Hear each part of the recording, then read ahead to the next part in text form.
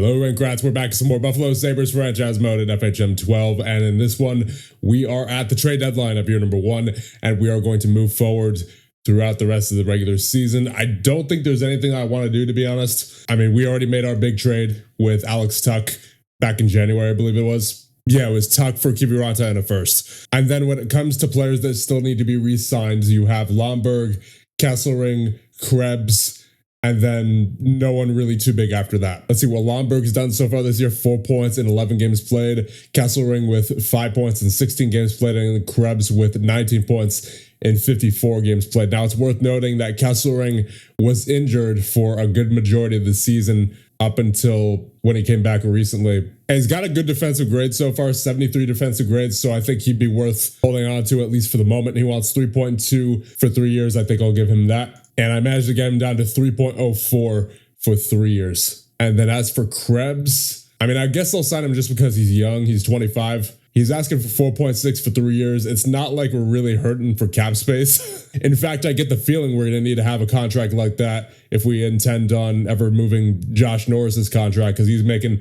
almost $8 million for 5 years. And he certainly has not been producing like an $8 million player. So I think I will offer Krebs. I will give him 2 years though. Then I'll give him $5 million. Still wants that 3 years. I'll try 5.1. Now he's going down to 4.3 for 3 years. 5.2. All right, that'll work. 5.2 for 2 years. And then Lomberg, I'm not sure what to do with. He was part of the trade with Calgary that got us that first round pick. I mean, I guess he's not a bad fourth liner to have.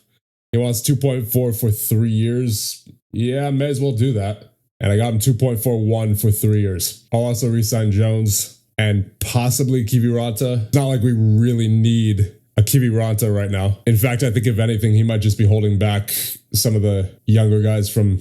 So, you know, I think with that, we're going to go ahead and advance straight through the trade deadline. But first, we're going to have to send a player down as we have too many players on our roster. So who's that going to be? It's going to be a forward, I think. And it seems Nadeau is not quite ready for this level as of yet. So we may as well send him down. Although he's already 23, so I can't imagine he's got too many more opportunities here. So, you know what? I'll send down Dunn instead. I'll give Nadeau a little bit more of a chance throughout the rest of the season. It's not like we're making it's not like we're making the playoffs anyway. So I think with that, we're going to advance through the trade deadline and just go through the rest of the regular season here. Well, it's April 1st, and for the first time this season, we have an entirely healthy roster.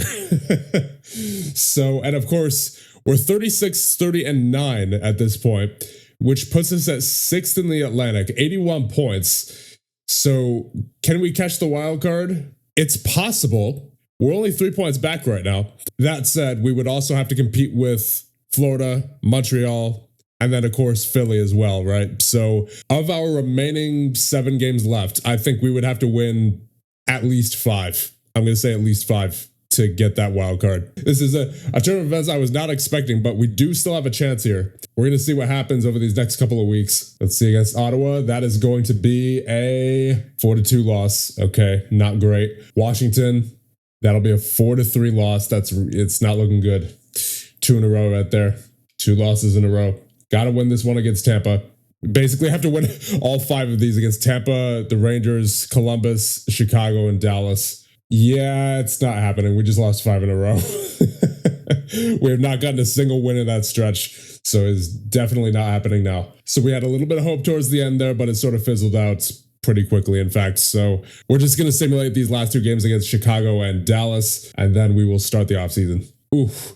Of those last 7 games where I said we need to win at least 5 out of 7, we lost all 7. So there was absolutely no chance for us, it seems. And we finished the season 36, 37, and 9. So let's take a look at the stats. You have Thompson leading the way by a country mile with 78 points, 50 goals. And then next is Ryan McLeod, with 49 points. So there's your problem right there. There's your problem right there as to why this team could not exactly get it done this season.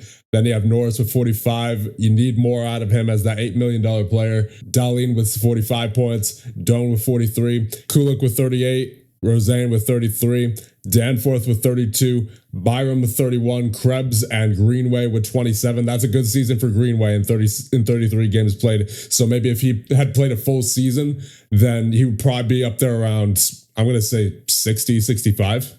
I mean, that's a good season for him for sure. Stetcher with 24, Fleury with 22, Kiviranta with 20. You have 18 for Kesselring and Power. You have 15 for Gerson and Jones. You have 14 for Dunn and Nadeau, 12 for Benson in 33 games played, 10 for Lomberg, 7 for Meyer, 6 for Beliveau, and 2 for Bryson.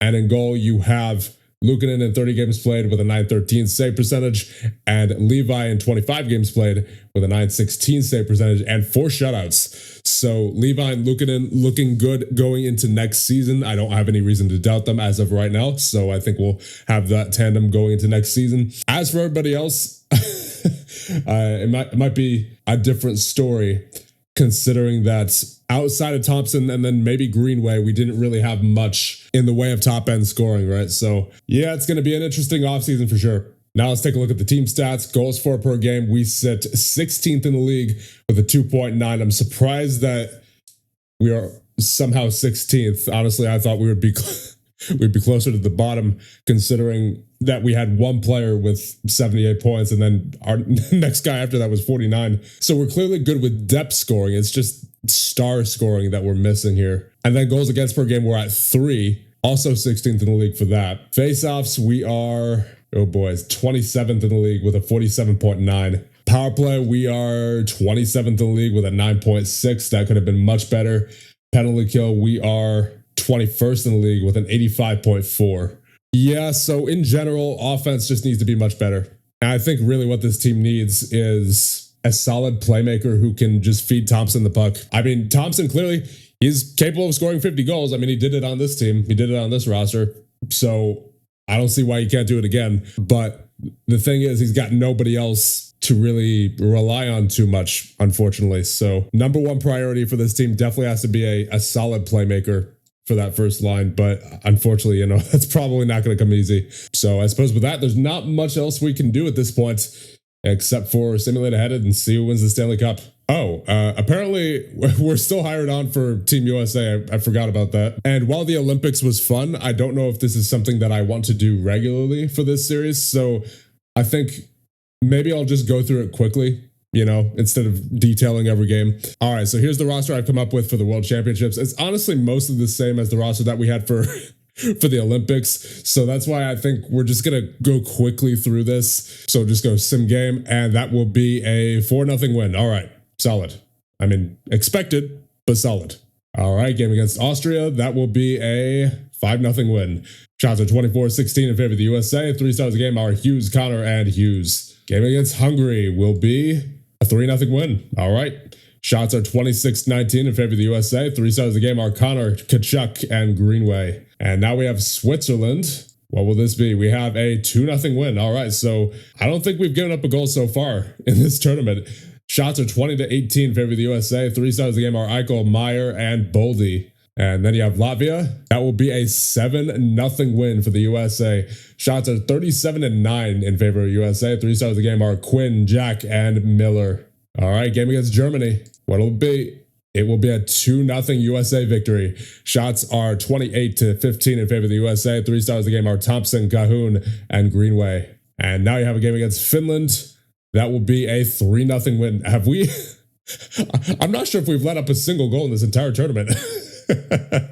Shots are 20-13 in favor of USA. 3 stars of the game are Greenway, Luke, and Connor. Yep, we haven't given up a single goal against this tournament so far in the 7 games that we played. 26 goals for, 0 goals against.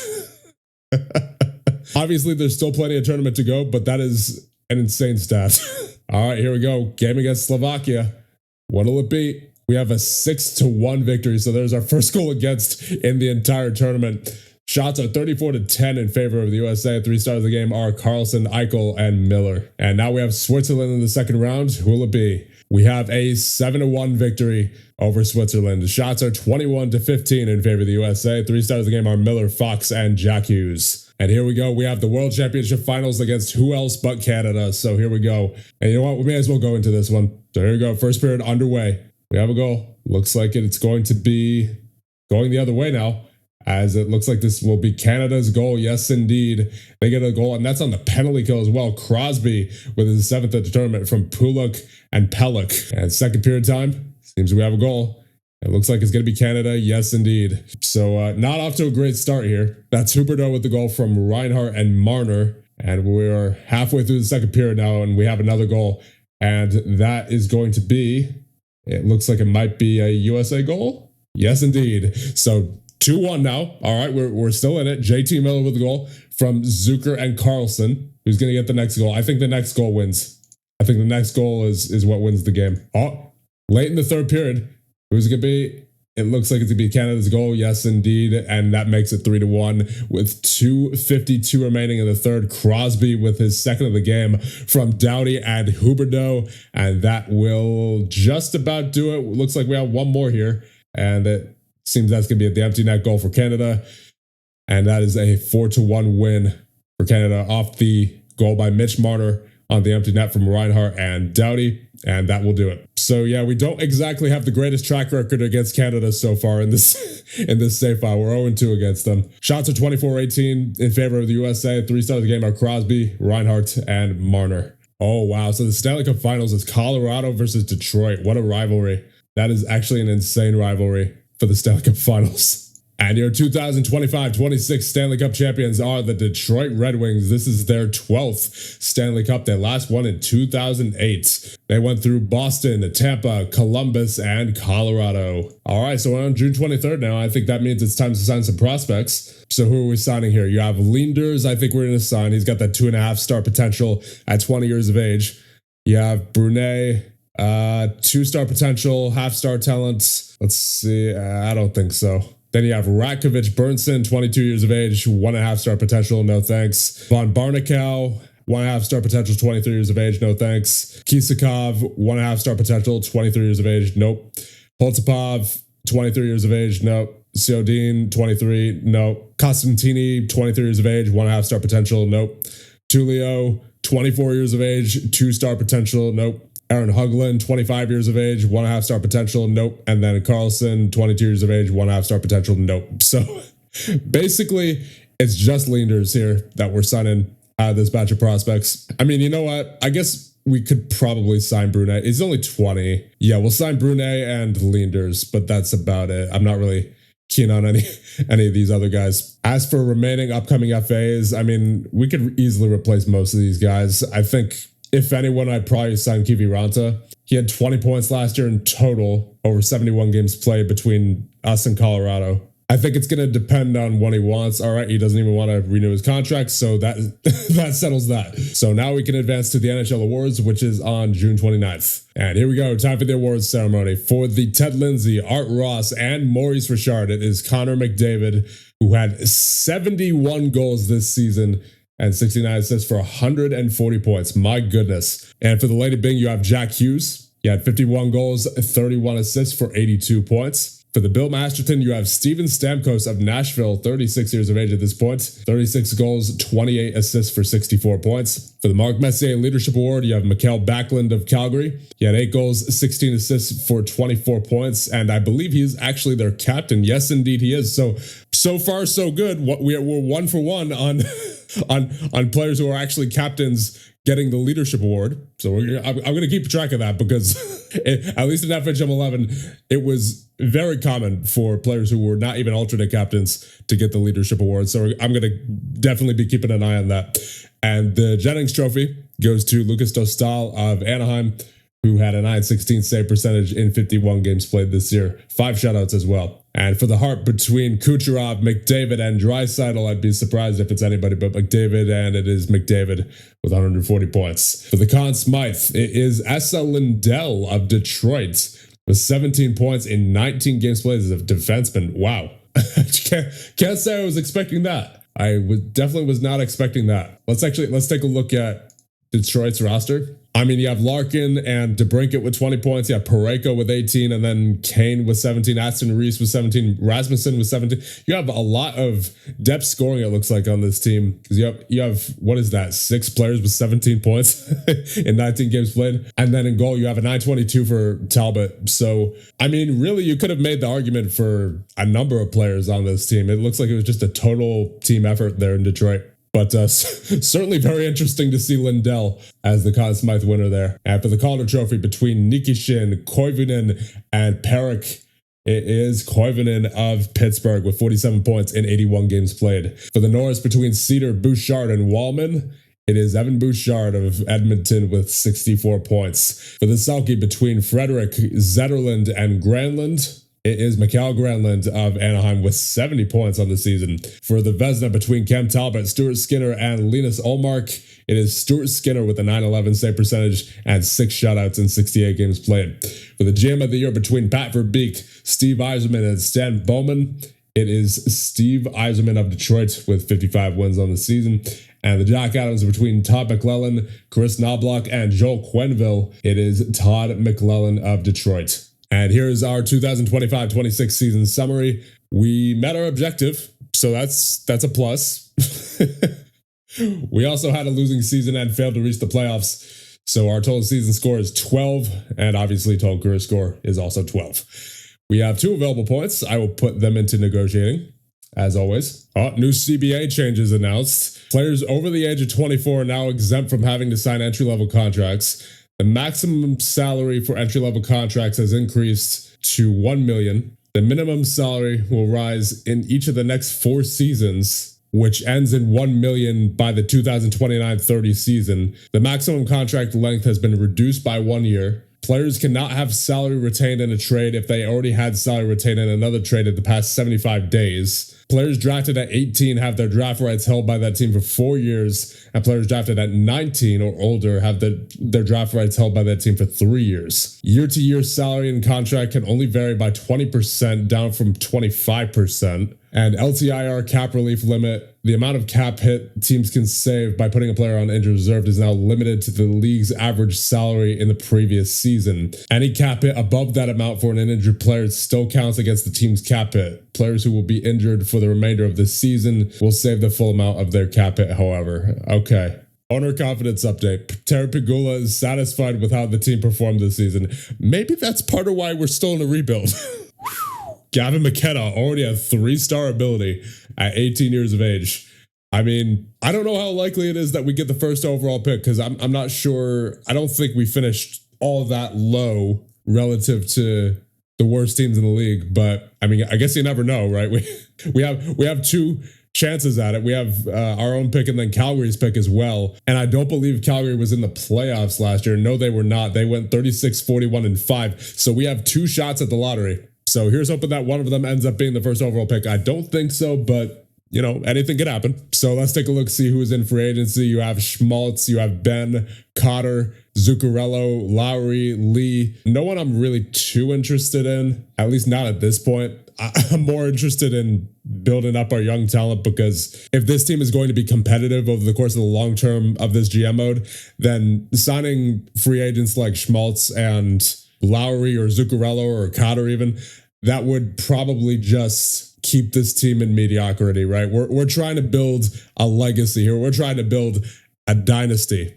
So I don't think I'm going to go after any of those players unless I have to for cap reasons. But I think the first order of business here on July 1st has got to be firing Lindy Ruff because first of all, he prefers veterans. So that means our younger players aren't really going to be getting the ice time over, players like, let's say, Lomberg, and I would really rather not have players like Ostlund and Helenius get stunted in their development because of Lindy Ruff's tendencies to prefer veterans, right? So I think we're going to release Lindy Ruff, and who we are going to hire instead, I've already pre-scouted a new head coach here. So I think who we're going to hire instead is Spencer Carper. He's got the standard balance preferences all the way down, got some good coaching ratings in there, good miscellaneous ratings. So I don't think you could go wrong with him as a head coach, at least for the time being, while this team is trying to find its identity, right? While we're trying to build up our young core. So we'll give him 2 seasons and we'll see what he can do.